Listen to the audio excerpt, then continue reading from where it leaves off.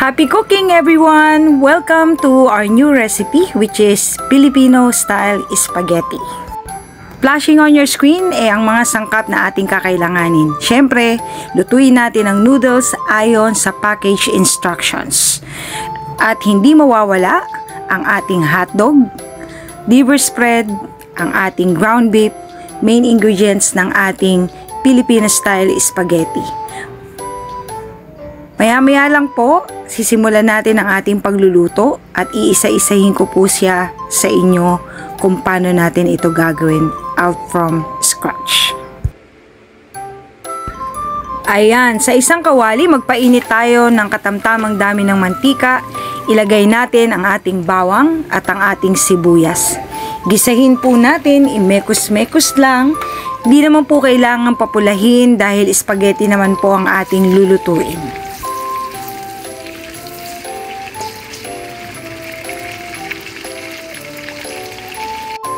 Ayan, fusion po ang ating luto dahil ang spaghetti ay originated from Sicily at syempre hahaluan natin ang lasang Pinoy.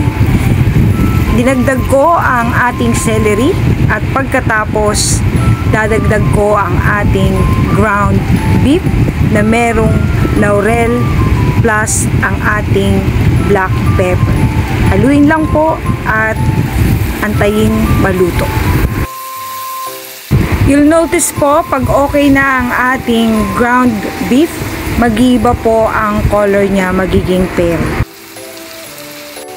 Ayan, isunod natin ilagay ang ating Italian seasoning.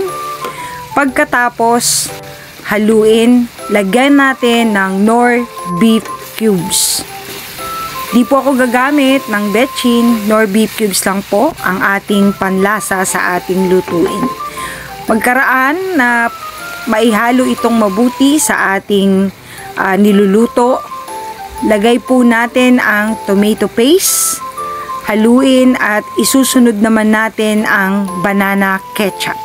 Siyempre, hindi mawawala ang banana ketchup sa Filipino style spaghetti.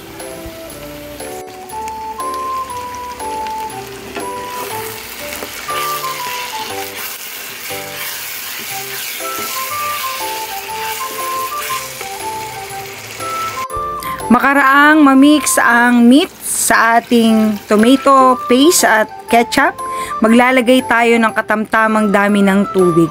Just enough na maluto po ang ating ground beef. Di naman po kailangan masyadong marami dahil po iigahin pa natin ito at palalaputin po natin siya nang hindi naghahalo ng anumang thickening agent.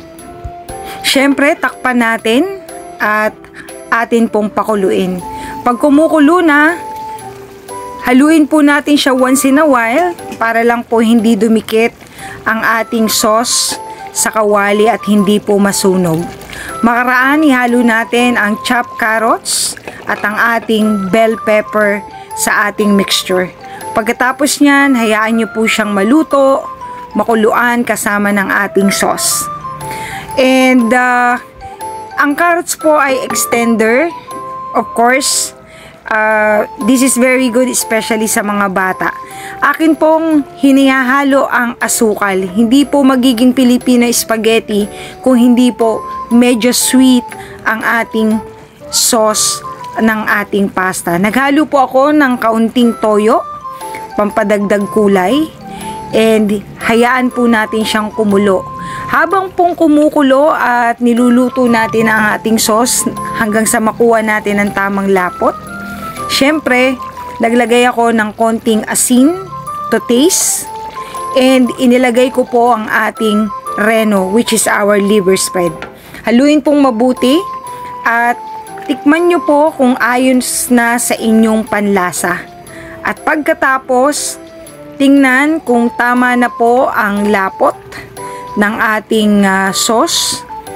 Pagka malapit na po siyang maluto, syempre, ilalagay natin ang ating cheese kasama ng ating hotdog. Cheddar cheese po ang ginamit ko. Medyo mahal po ang parmesan. Syempre, kung ano lang po ang makikita natin sa ating kusina. Cheddar cheese ang normally ginagamit sa Filipino style spaghetti. Yan. tinitingnan ko po kung tama na ang lapot ng ating spaghetti sauce.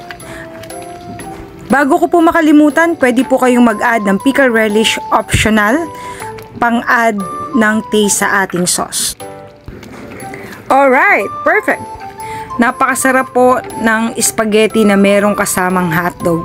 Especially sa handaan, hindi po mawawala ang special Filipino spaghetti. Ready na po ang ating sauce, tama na po ang ating lapot.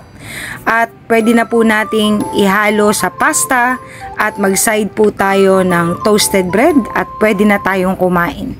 Happy cooking everyone! Don't forget to like, share, and subscribe. To God be the glory. Have a good one!